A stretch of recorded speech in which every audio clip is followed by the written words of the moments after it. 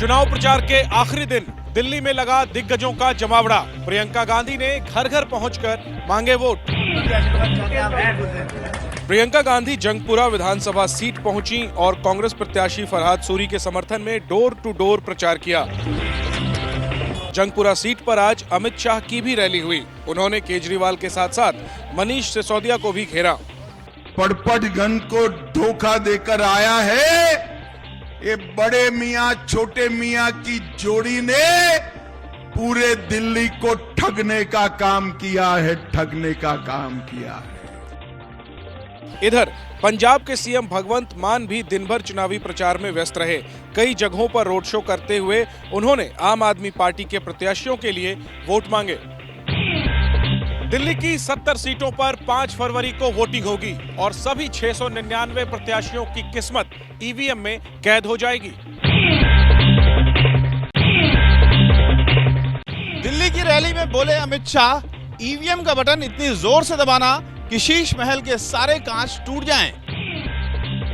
Button तो दबाना है मगर इतने गुस्से से दबाना कि बटन यहां दबे और शीश महल के सारे शीशे टूट जाए, ऐसे दबाना।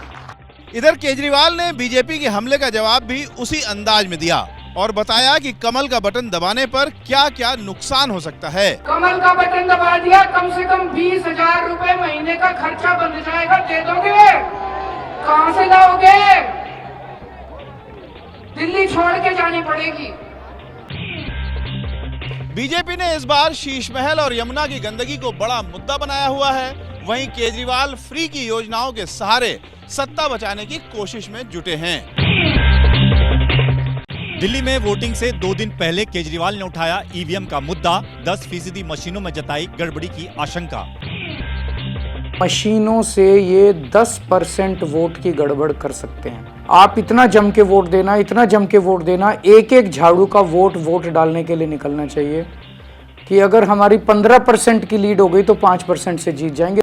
केजरीवाल ने आरोप लगाते हुए महाराष्ट्र और हरियाणा का भी जिक्र किया। इधर बीजेपी ने केजरीवाल पर पलटवार किया है। जब भी हारते हैं वो इलेक्शन कमीशन के ऊपर आरोप लगाते हैं, ईवीएम पर आरोप लगाते हैं। जब जीतते हैं कुछ प्रॉब्लम नहीं है। आम आदमी पार्टी की तरफ से एक वेबसाइट भी तैयार की गई है जिसमें वोटिंग प्रतिशत और ईवीएम की बैटरी को लेकर जानकारी अपलोड की जाएगी। नई दिल्ली सीट पर केजरीवाल की घेराबंदी। दलित समाज का दिल जीतने के लिए परवेश वर्मा ने चला नाम बदलने वाला दांव। परवेश वर्मा ने ऐलान किया है कि दिल्ली में बीजेपी की सरकार बनते ही तालकटोरा स्टेडियम का नाम बदला जाएगा। पहली एनडीएमसी काउंसिल की मीटिंग में ही तालकटोरा स्टेडियम का नाम बदलकर भगवान महर्षि वाल्मीकि स्टेडियम के नाम से रखा जाएगा। वहीं संदीप दीक्षित ने भी लंदन पेरिस वाले मुद्दे पर केजरीवाल को घेरा। जब केजरीवाल कहता है कि मैं पेरिस लंदन बनाऊंगा तो वो गड्ढे दिखते हैं उनको, यमुना की गंदगी दिखती है।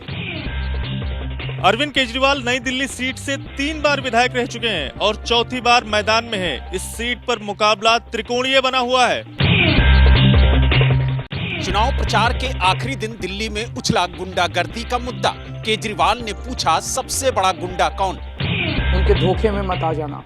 वो केवल और केवल आपकी उंगली पे काला निशान लगाने आ रहे हैं ताकि आप वोट डालने ना जा सकें।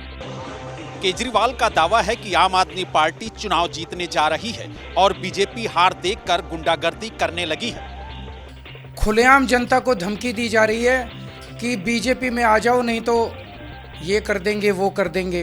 पुलिस लाचार है। बोले जी ऊपर से आदेश है। वो कौन गुंडा है जिसके सामने दिल्ली पुलिस लाचार है? इधर मनीष सिसोदिया ने दावा किया कि उनके कार्यालय में पहुंचे लोगों को डराया और धमकाया जा रहा है। दिल्ली में सामने आई हैरान कर देने वाली तस्वीर। बिजली के तारों के साथ हवा में झूलते नजर आए पानी के पाइप। पहली नजर में कोई विश्वास ही नहीं करेगा कि ये राजधानी दिल्ली की तस्वीर है, जहां लोग बेबसी भरी जिंदगी बिता रहे हैं। ये नजारा बिजवासन विधानसभा क्षेत्र के कपास खेड़ा का है। जो तार और पानी के पाइप जमीन के नीचे होने चाहिए वो आसमान में मौत बनकर आसमान में झूल रहे हैं। लोगों का दावा है कि यहाँ पीने का पानी 1 रुपए लीटर और नहाने का पानी 12 पैसे प्रति लीटर के हिसाब से मिलता है और ऐसा कई सालों से चलता आ रहा है। इस इलाके में जब बीजेपी सांसद संबित पात्रा चुनाव प्रचार करने पहुँचे तो वो भी चौंक गए।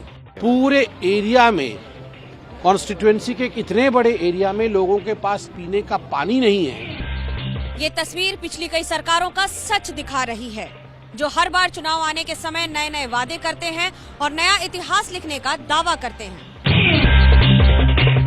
दिल्ली के मिडिल क्लास के वोटर्स पर बीजेपी की नजर इनकम टैक्स से मिली भारी छूट को बनाया मुद्दा। सोशल मीडिया पर बीजेपी की तरफ से पोस्ट किया गया, जिसमें पीएम मोदी की तस्वीर लगाई गई और लिखा गया कि 12 लाख तक की आयु को करमुक्त करने से दिल्ली के लगभग 1 करोड़ मिडिल क्लास के लोगों को फायदा होगा। वहीं मिडिल क्लास को संदेश देते हुए केजरीवाल ने लिखा कि पिछले 10 साल में मोदी सरकार ने कुछ नहीं किया और जैसे ही लोकसभा में सीट कम हुई तुरंत 12 लाख की छूट दे दी। केजरीवाल ने लिखा कि अगर बीजेपी दिल्ली चुनाव हारेगी तो जीएसटी के रेट भी आधे कर देंगे। इनकम टैक्स में मिली छूट का जिक्र आज लोकसभा में भी हुआ।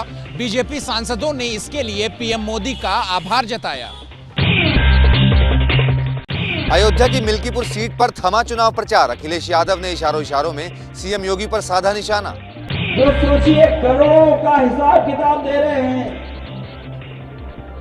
वो वहां पर जिन लोगों की जान गई उनकी गिनती नहीं दे पा रहे हैं। रैली मिल्कीपुर में हो रही थी और इशारा महाकुंभ में हुई भगदड़ की तरफ था। लोग मत से नहीं विचार से योगी होते हैं। जो सत्य के रास्ते में चले वही योगी है,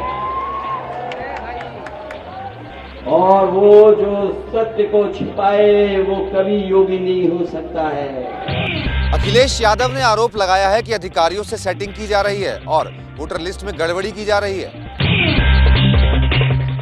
अयोध्या में दलित युवती की हत्या के मामले में पुलिस ने 3 आरोपियों को किया गिरफ्तार। सियासी मंचों से भी गूंज रहा मुद्दा। तो यही मुख्यमंत्री जिनकी सरकार में सबसे ज्यादा न्याय हो रहा है। फैजाबाद से समाजवादी पार्टी के सांसद अवधेश प्रसाद का वीडियो भी सोशल मीडिया पर वायरल है, जिसपे वो प्रेस कॉन्फ्रेंस में रोते हुए दिखाई दे रहे थे। आज मंच से अवधेश ने उस घटना का भी जिक्र किया। कहा यहाँ का सांसद नौटंकी करता है। हम तो बेटी के साथ अपमान पर हमला रहे थे।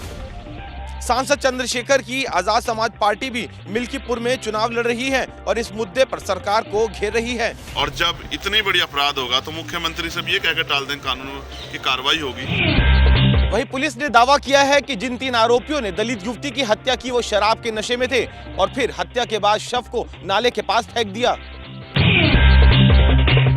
राहुल गांधी ने विदेश नीति के मुद्दे पर संसद में सरकार को घेरा।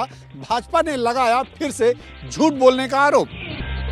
When we talk to the United States, we would not send our foreign minister to invite our prime minister to his coronation. We would not send him 3 or 4 times. Please invite our prime minister. इसके अलावा राहुल गांधी ने चीन के मुद्दे पर भी सरकार को घेरा, जिस पर बीजेपी आग बबूला हो गई। The prime minister has denied it, and the army has disagreed with the prime minister that China is sitting on 4,000 square kilometers of our land. मुझे तो आज मन है कि मैं उन्हें राहुल जिनपिंग ही कहूं। 34 बार चाइना का नाम लिया है राहुल जिनपिंग। आज राहुल गांधी जब संसद में बोल रहे थे तो उस समय लोकसभा में प्रधानमंत्री नरेंद्र मोदी भी मौजूद थे। कल प्रधानमंत्री नरेंद्र मोदी अपने भाषण में राहुल गांधी के इन मुद्दों पर तीखा पलटवार कर सकते हैं।